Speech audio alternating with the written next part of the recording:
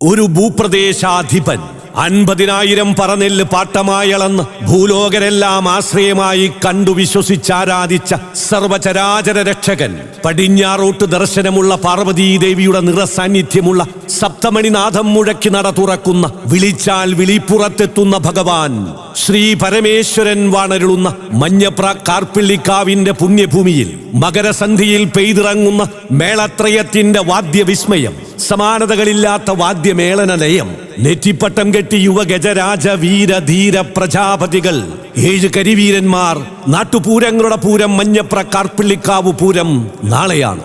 നാളെ 4 മണിക്ക് ആരംഭിക്കുമ്പോൾ ഒരുമയുടെ കുടക്കീഴിൽ ഒരു നാട് ഒന്നടങ്കം ഒന്നായി തീരുന്ന സുന്ദര മഹാമഹോത്സവം.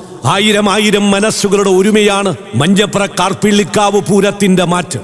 വാദ്യതാളമേള കുലപതികൾ കൊട്ടിക്കയറുമ്പോൾ പൂരപ്പൊലിമയുടെ സുഖഗരിമയിൽ അണിചേരാൻ ദിക്കുകളിൽ നിന്നൊക്കെയും സജ്ജന സമൂഹം ഒഴുകിയെത്തുമ്പോൾ ജാതിമതഭേദമന്യേ ഏവരെയും നാളെ 4 മണിക്ക് ആരംഭിക്കുന്ന മഞ്ഞപ്ര കാർപ്പിള്ളിക്കാവ് ശ്രീ മഹാദേവന്റെ മഹാമഹോത്സവ പകൽ പൂരത്തിലേക്ക് ഒരിക്കൽ കൂടി അഭിമാനത്തോടെ സ്നേഹത്തോടെ സ്വാഗതം ചെയ്യുന്നു, ക്ഷണിക്കുന്നു. ഓം നമഃ ശിവായ.